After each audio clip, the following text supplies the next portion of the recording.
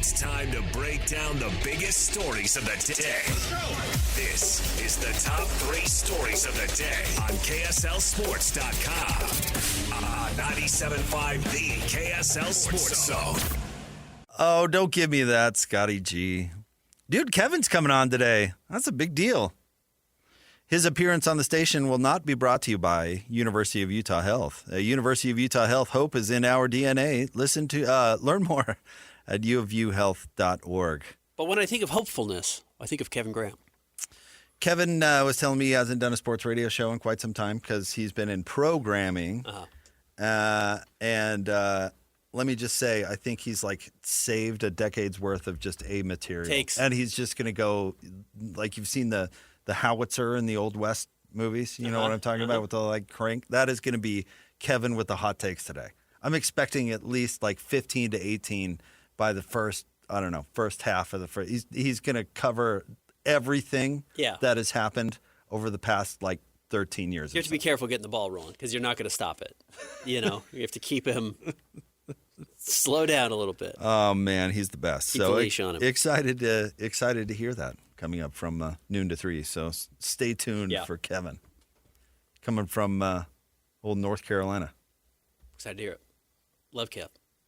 Do you? Yeah. Kev gave me a big break in this biz, so really appreciate Kevin. Yeah, that was when he was my roommate. Yep. That was a funny time. Weird. Had to kick him out when I got married. Makes sense. It did, actually. He was commuting from Phoenix. Yeah. It's tough. All right. Time for the top 3 stories of the day at KSLSports.com, brought to you by J. Brooks Jewelers. Cherish your love with J. Brooks Jewelers. Explore their expertly crafted engagement rings made from the finest materials. J. Brooks Jewelers. All right, Christian, where do you want to start today? Number 1, BYU picks up a loss at Arizona last night with no Richie Saunders. Utah, on the other hand, they snapped a 16-game road losing streak going back to last year. So we said we weren't going to judge BYU too harshly on this Arizona game, and I'm going to hold myself to that. You're going to come out firing? I'm not, but we did see some very clear issues with this team without Richie Saunders on the floor. Namely, they were 5 of 19 from the three-point line, and some of those threes even came late as they closed the gap. But again, this was a very typical BYU game. They were down double digits through most of the second half. Rally a little bit late to make it a 7-point loss, but it was 15-18 for long stretches. It felt like there was one point they were sitting at 3 assists. You know, they were down 55 to 44. They had 3 assists, meaning, and the box score totally matches your eyes, they were just kind of playing me turn basketball, or my turn basketball, your turn basketball. And when you see A.J. DiBonsa taking 28 shots to get 35 points, it's incredible that he can handle a workload like that. That is actually a skill. Not a lot of guys can do this. But Like that? Did I say that? Dang. I was a little slow getting to it, but yeah. But 13 of 28 is, I think we're going to see a lot of that going forward. And that's not a winning, I don't think that's a winning recipe for BYU in the biggest games. No, I mean, if he makes more than 13, it is. I mean, he almost shot 50%, in all honesty. It's like, if he scores 35 points, BYU should beat half the teams on their schedule. But when you get to the Big 12 tournament and the NCAA tournament, I don't think that's I don't think BYU's I don't think they're the perfect team. I think let me put it this way, they're going to have to find a more efficient way to distribute Richie Saunders' production. I would buy into that. But if they are going to win games in the tournament, it is going to be with their top-end 2 dudes balling out, which was absolutely true of the Jimmer year. I mean, if Jimmer didn't score 35, well, it was going to be a long night. Yep. So they're just different. They're now built differently. And that's the hard part. I think Coach Lacombe or somebody was talking about, in the NBA, you plug in the next super stud and you say, go out and give me 20. I mean, even hot dog Horton Tucker could get out there and give you 30. Yeah. You know what I mean? Yep. Like in college, you look down the bench and you go, okay, Ollie from Hoosiers. Yeah. Well, get to the bench. Good. You just don't have a perfect replacement, and so you have to figure out the best way to mitigate it. And honestly, that's where the coach makes them. I mean, they really need to prove their value. Kevin Young really needs to figure out a way to efficiently be able to make up for that offensive production. In 47 bench minutes total from the 5 players on the floor, they scored 6 points. It's really bad. It's just bad.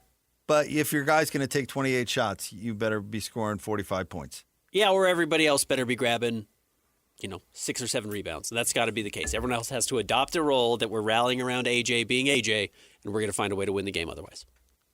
Next. Well, hold on. Let's get to Utah really quick. Snapping. That's quite. What did you say the streak was? 16 true road games, whatever that means. I think 399 days. Yeah, they haven't won a road game in almost 400 days. Not neutral court. Road. Correct. So, congrats to the young men at the University of Utah for finding a way to break through there. And, of course, Alex Jensen. West Virginia's not a terrible team. They're a borderline tournament team. They're probably going to not make it because they lost to Utah, unfortunately, and that's the type of curse Utah's going to have on some of these teams. And, man, did Utah try and give this game away. Up 3 at the foul line with 10 seconds to go. They missed both free throws. Just so happened West Virginia turned the ball over immediately after. But they did find a way to finally break through. And they've had a couple of these games where they're close. So if they can learn how to win games that they're close in, they should be closer to 500 next season. Can you really congratulate a team for winning a road game? I bet they were celebrating, sure. It's better than winning a home game at this point. It's better than losing. It's better than losing. But I'm just saying, do you even want to be congratulated for that? It's like, Ben, if you failed to get out of bed 5 days in a row and you decided to give it a go on the 6th, somebody goes, congratulations. Wow, pat you on the back. Pat on the back, fine. I don't know. Congratulate. Did they really break through by winning a road game? I don't know. That's just a funny concept to me. But, can I tell you from what I think if Alex Jensen is learning, well, let me back up even further. I've seen a lot of coaches go through their first year. And all of them, like including Alex, I bet you when he looks back on it, whether it's year 2 or year 3 or whatever, you ask them what they thought, how much they've learned since year 1, or you can find a soft way to ask that question. And every single one of them will tell you, I had no clue what I was doing. Correct. Like no idea what I was doing in year 1. So I would guess that would apply to him. But one thing you do is you learn all these crazy lessons, and then the learning curve is really, really steep. So, if you've got to figure out to learn like how to coach a team to win a game on the road, I guess if you need to learn that lesson, yeah, absolutely, then that's probably the positive. Because I don't think any of these players are really going to be on the team. That's the problem going forward. So what do you really read into? Yeah, like who broke through? What right. What are we even broke talking through for about? What? They won a road game. Broke Congratulations. through to what? So if that's a lesson that Alex Jensen and that staff needed to learn, then I guess good for you. But like that this year, you would hope, especially with so much losing, that it's just filled with, well, I'm not going to do that again. I'm not going to do that again. Correct. I like that.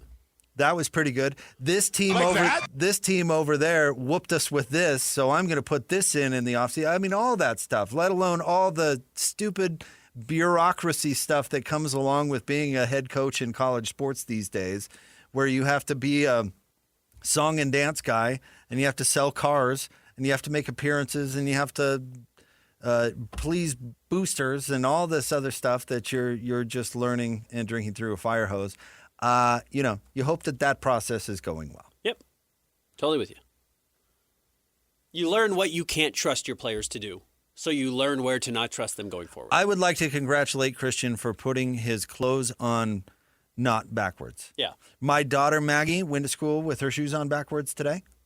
Wrong feet, not on backwards. Yeah, shoes on the wrong feet. Tough. So she has really short feet. She does not deserve congratulations. Christian, however, it looks like that's facing the right way to me. Yeah. Collar is forward. I did have to double check. Congratulations, sir. Fine work. Number 2. Christian put his pants on backwards again. Team USA hockey women playing for gold today against Canada. That's coming up in about a half hour. Men got past Sweden yesterday, overtime, 2-1. Quinn Hughes with the overtime goal, the game winner. They were up 1-0 throughout most of the game, and Sweden had the extra man on after pulling the goalie and tied it up with 90 seconds left. And certainly it felt like all the air had been sucked out of the team, but they find a way to come out and get it done in OT, so they will be playing now for a chance to advance to the gold medal game. Something that I do think is worthy of congratulations. Sure. Hearty congratulations to them. Yeah. Quinn Hughes with the overtime game winner. So we've still got the dream matchup of the Canucks and the U.S. Yes, as we talked about still yesterday, alive. they do reshuffle, they do reseed the tournament. And the women go for gold today? Tonight against Canada. And is that a half hour? Yeah, okay, great. Italy. Tonight would be like 3 in the morning. Tonight their time. Not tonight our time. I'm sure it will be re-racked for prime time. Yeah, we'll probably be able to get to watch it tonight. So there you go. But tonight, no Bob Costas. Tomorrow, Canada, Finland, USA, Slovakia, winners advance to the gold medal game. How have we heard anything about Mike Tirico's eye health? So far, so good. Clear and looking good? He looks great. All right. Yeah.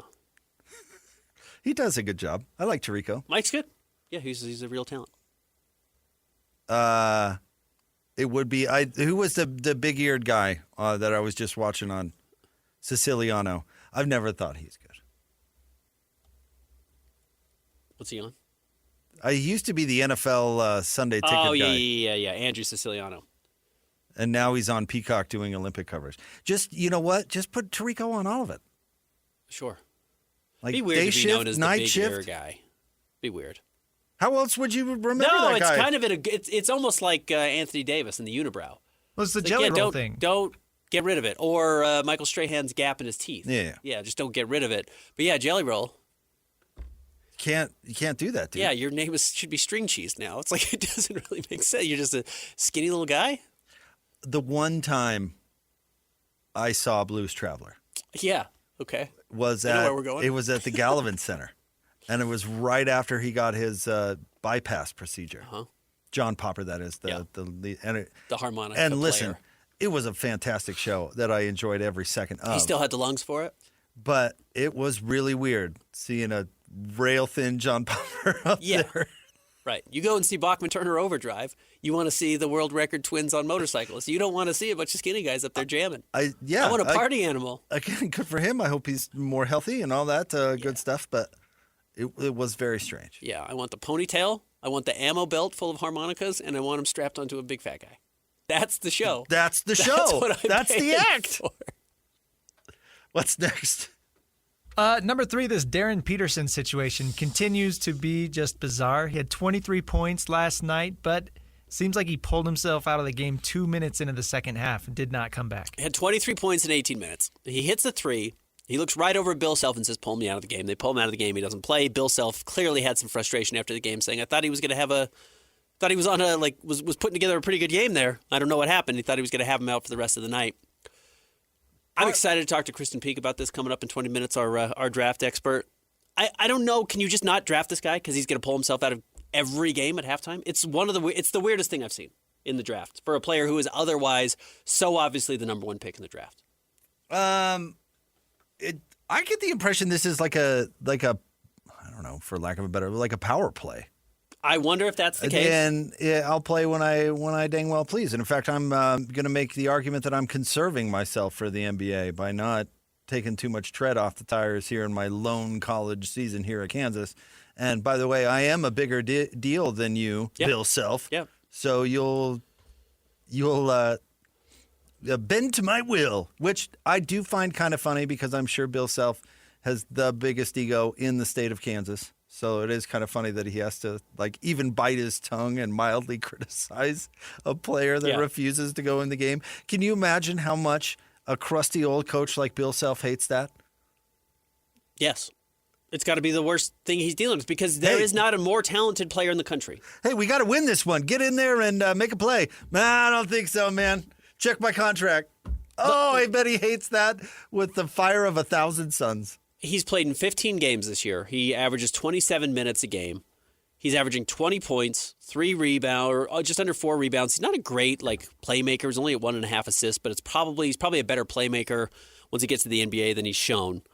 But again, he pulls himself out of games regularly. If he's hurt, he just shouldn't be playing. If you're not going to be able to finish a game, you're not healthy enough to be on the court, period. You shouldn't be out there. He's done enough now to guarantee himself to be the number one pick. I actually think the more he does this, the more he's likely to hurt himself and not end up being number one overall because Cam Boozer plays every game and A.J. DeBonsa plays every game and finishes every game, and they play 35 minutes. A.J. is going to play 39 minutes a game on average the rest of the week. But you're ignoring the fact that he's an 18-year-old bozo.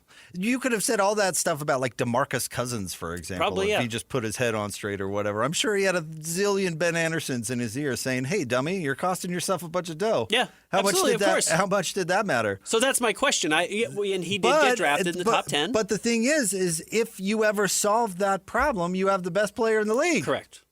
Absolutely. Derek Favors gets drafted in front of DeMarcus Cousins. DeMarcus Cousins was a better player. Way better. Way better. Potential way higher. Yeah. And it honestly is too bad that he did not go to a better franchise. Correct. If he had gone to a franchise that really helped him put his head on straight and pull in the same direction as everyone else, he could have been a star.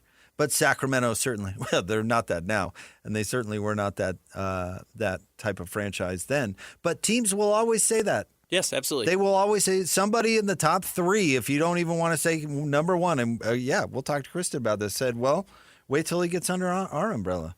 Wait till Doc Rivers gets a hold of him. Wait till Glenn gets to talk to him. That'll clean him up. Wait till Doc gets in his ear. Man, this guy's going to be the best player in the league. Switzerland women just won the silver medal. Or, excuse me, the bronze medal. Who'd they beat? In OT, my Swedes. Oh, well, congratulations to them then. Yeah, good for them. OT. Now it's a neutral site game, not a road game. Congratulations. So let's not get too far ahead of ourselves. Yeah. If it was a true road game, then we could really march out the parade. But good for them. Neutral site. All right, stay tuned. More next. 97.5 the KSL Sports Zone.